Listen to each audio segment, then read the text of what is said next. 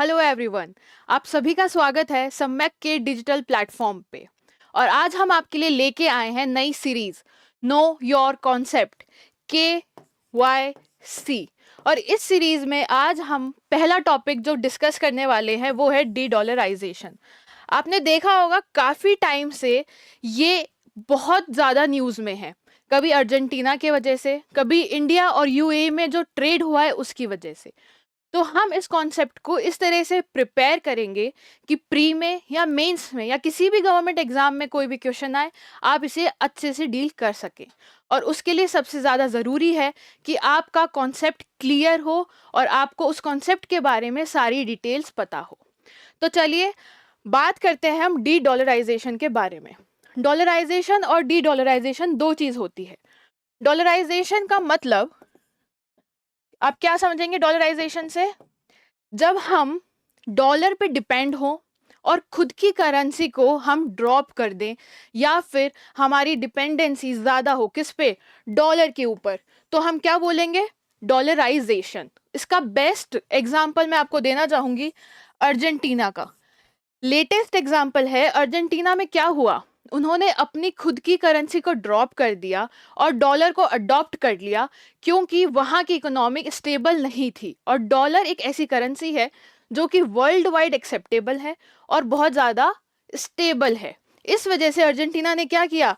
Dollarisation, मतलब dollar को accept किया। लेकिन इंडिया, रशिया, चाइना, ये कंट्रीज किस तरफ जा रही हैं? डी डॉलराइजेशन की तरफ जा रही हैं। अब इसका मेन रीजन क्या है? ये डी डॉलराइजेशन की वजह से कहाँ, डी डॉलराइजेशन का क्या मतलब होता है? Dedollarization is the process of reducing dependence on the US dollar. US dollar पे डिपेंडेंसी कम करना।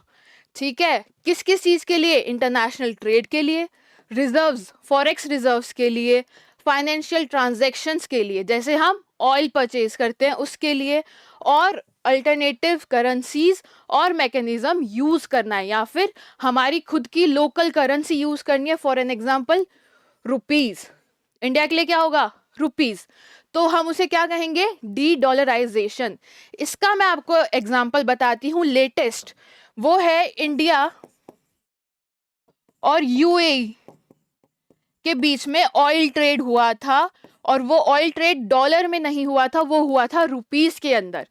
तो इंडिया और यूएई किस तरफ जा रहे हैं? डी डॉलराइजेशन की तरफ। और अर्जेंटीना किस तरफ जा रहा था? डॉलराइजेशन की तरफ। आई होप आपकी कॉन्सेप्ट क्लियर है दोनों के। ठीक है, डॉलराइजेशन और डी डॉलराइजेशन। अब हम देखेंगे कि इम्पैक्ट क्या होता है। इम्पैक्ट क्या होगा डी डॉलराइजेशन का? पहला, अब आप ये चीज समझिए कि अगर आप यूएसए की करेंसी डॉलर पे डिपेंड हैं तो अल्टीमेटली आप यूएसए पे डिपेंड हैं। अगर यूएसए पे कोई प्रॉब्लम आती है या वहाँ कोई इकोनॉमिक क्राइसिस होता है तो उसका इम्पैक्ट आपकी कंट्री पे भी पड़ेगा क्योंकि आप डॉलर पे डिपेंडेंट हैं। तो उस चीज़ को रिमूव करने के लिए और यूएसए में डिपेंडेंसी कम करने के लिए यूएसए के ऊपर सब डी डॉलराइजेशन की तरफ जा रहे हैं। अब इसका इम्पैक्ट क्या होगा? पहला, इकोनॉमिक रिलायंस कम हो जाएगी। किस पे? यूएसए पे। किस चीज के लिए? जैसे यूएस सैंक्शन लगा देता है, जैसे अभी उसने किस पे लगा रखा है? रशिया पे। रशिया पे यूएस सैंक्शन लगने से रशिया की जो इकोनॉमी है वो इम्पैक्ट होती है, वो डिस्टर्ब होती है। और वो डिस्टर्ब ना हो इसलिए रशिया कहाँ जा रहा है? डी डॉलराइजेशन की तरफ जा रहा है। तो रिड्यूस करनी है डिपेंडेंसी इकोनॉमिक की, सैंक्शंस लगा दिए या डॉलर वॉलेसिटी, मतलब अगर डॉलर ऊपर नीचे हो रहा है तो हमारी इकोनॉमी में कोई भी प्रॉब्लम ना हो। दूसरा, boost trade with partners. Partners के साथ अगर हमें ट्रेड बढ़ाना है तो हमें डी डॉलराइजेशन की तरफ जाना होगा। जैसे कि हमें लोकल करेंसीज यूज करनी होगी विद कंट्रीज, कैसे? रशिया और चाइना। रशिया के साथ हमें उनकी लोकल करेंसी के साथ ट्रेड करना होगा। चाइना के साथ अगर हमें ट्रेड करना है तो उनकी लोकल करेंसी यूज करनी होगी। यूएई के साथ जैसे हमने क्या यूज किया? रुपी यूज किया। क्या क्या बाय किया था हमने? ऑयल बाय किया था, लेकिन डॉलर दे के नहीं, रुपीज दे के। थर्ड है लोअर फॉरेक्स रिजर्व प्रेशर। हम अगर फॉरेक्स रिजर्व अगर हम रिजर्व रखते हैं तो उसमें सबसे ज्यादा क्या होता है? डॉलर। डॉलर का हम पे प्रेशर होता है कि डॉलर होना ही चाहिए, और अगर हम डी डॉलराइजेशन की तरफ चले जाएंगे तो हम पे ये प्रेशर नहीं होगा। तो 3 इम्पैक्ट हैं जो आपको ध्यान रखने हैं मेंस में। जब ये आंसर आए, जब मेंस में आप आंसर लिखेंगे इस बारे में, तो आपको ये चीज लिखनी है अच्छे से, ठीक है। ये हो गया इम्पैक्ट। अब देखिए एग्जाम्पल्स जो मैं आपको बता रही थी। चाइना का अगर हम एग्जाम्पल देखें तो युआन, वो अपनी लोकल करेंसी प्रमोट कर रहा है किसके थ्रू? अपना खुद का initiative, belt and road initiative के थ्रू। या फिर जब वो एनर्जी डील करता है, ऑयल और गैस ट्रांजैक्शन की सऊदी अरेबिया या रशिया में, तो उनकी लोकल करेंसी को यूज करता है, ना कि डॉलर को यूज करता है, ठीक है। नेक्स्ट देखिए रशिया, रिड्यूस डॉलर डिपेंडेंसी कब? जब उसने सैंक्शंस लगा दिए किस पे? रशिया के ऊपर। इस वजह से रशिया क्या कर रहा है? अपनी डिपेंडेंसी कम कर रहा है। एनर्जी एक्सपोर्ट जब वो चाइना को और इंडिया को करता है तो किस में सेटलमेंट करता है? खुद की या फिर लोकल करेंसीज में, ना कि डॉलर में। नेक्स्ट एग्जांपल हम देखेंगे ब्रिक्स नेशन का। ये एग्जांपल आपको आंसर्स में मेंशन करना है जिससे आपका आंसर स्ट्रॉन्ग बन सके, ठीक है। ये फैक्ट्स हैं जो आपको लिखने हैं। ब्रिक कंट्री जो हैं वो एक एक्सप्लोर कर रही है कॉमन करेंसी, जिससे उनको डॉलर यूज ना करना पड़े, और वो एक कॉमन करेंसी एक्सप्लोर कर रही है जिससे वो उसको यूज करे किसकी जगह? डॉलर की जगह, राइट। नेक्स्ट देखेंगे यूरोपियन यूनियन भी सेम चीज कर रही है। वो क्या इन स्ट्रेंथ कर रही है? यूरो जो उनकी लोकल करेंसी है उसको स्ट्रेंथन दे रही है, उसको मजबूत कर रही है, और डॉलर को अवॉइड कर रही है। आपके पास 4 मेजर एग्जांपल्स हैं जिसमें चाइना, रशिया, ब्रिक्स नेशन और यूरोपियन यूनियन आ गया है, जो आपको मेंस में आंसर राइटिंग में हेल्प करेंगे।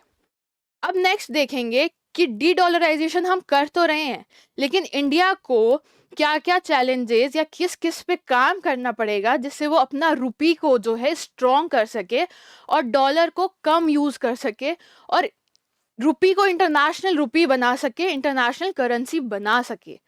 उस चीज के लिए 3-4 चैलेंजेस हैं किसके सामने? इंडिया के सामने। तो इंडिया के सामने क्या क्या चैलेंजेस हैं आपको वो भी ध्यान रखने होंगे। करेंसी चैलेंज है कि उसको डिमांड इंक्रीज करनी होगी किसकी? रुपी की। कहाँ पे? मार्केट में, इंटरनेशनल मार्केट में रुपी की डिमांड इंक्रीज करनी होगी।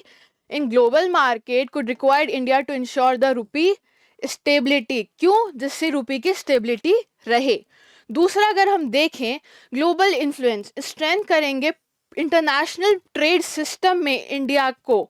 इंडिया की करेंसी अगर जब भी हम इंटरनेशनल ट्रेड सिस्टम में या इंटरनेशनली ट्रेड करेंगे तो हमें इंडिया की रुपी, मतलब इंडिया का जो करेंसी है रुपी, उसको मजबूत करना पड़ेगा जिससे ग्लोबल इन्फ्लुएंस हमें मिल सके, जिससे हम उसे एक इंटरनेशनल करेंसी डिक्लेयर कर सके, राइट। थर्ड जब हम देखेंगे ट्रांजैक्शन कॉस्ट, अगर हम डॉलर को हटा रहे हैं और इंडिया की करेंसी रुपी को लेके आ रहे हैं तो जो ट्रांजैक्शन कॉस्ट होंगे हमें उस पर भी ध्यान रखना होगा, या ट्रांजैक्शन कॉस्ट को मिनिमाइज करना होगा। लॉजिस्टिक चैलेंजेस को, इंफ्रास्ट्रक्चर को हमें मजबूत बनाना होगा, जिससे जब भी कोई भी कंट्री इंडिया की करेंसी रुपी को यूटिलाइज करे तो प्रॉब्लम ना आए, क्योंकि डॉलर आजकल ऐसा हो गया है कि सब इजीली उसको यूज करते हैं। इंटरनेशनली कहीं भी जाओ या कुछ भी ट्रेड करो, एक्सपोर्ट या इंपोर्ट, हमें डॉलर पे डिपेंडेंसी रहती है, हमें डॉलर चाहिए ही चाहिए। अब जब वो हम रिमूव करेंगे तो हमें हमारी करेंसी पे काम करना होगा जिससे हम इंटरनेशनली उसे एक इंटरनेशनल करेंसी की तरह डिक्लेयर कर सके। इसी तरह से हम और भी कॉन्सेप्ट्स आपके सामने लेके आएंगे। आई होप आपको ये कॉन्सेप्ट क्लियर होगा। जब भी आप ऐसा आप क्वेश्चन देखेंगे आप उसका आंसर कर पाएंगे, क्योंकि हमने ये चीज़ देख ली है कि डॉलराइजेशन क्या होता है, डी डॉलराइजेशन क्या होता है, उसके एग्जाम्पल्स क्या हैं और उसका इम्पैक्ट क्या होगा, चैलेंजेस क्या है, इंडिया को किस किस पे काम करना है, ठीक है। इस सीरीज के साथ आप बने रहें, सम्यक के साथ आप बने रहें, और हम फिर मिलेंगे नेक्स्ट वीडियो में नए कॉन्सेप्ट के साथ। तब तक आप पढ़ते रहें और साथ में सम्यक के साथ बने रहें। Thank you so much.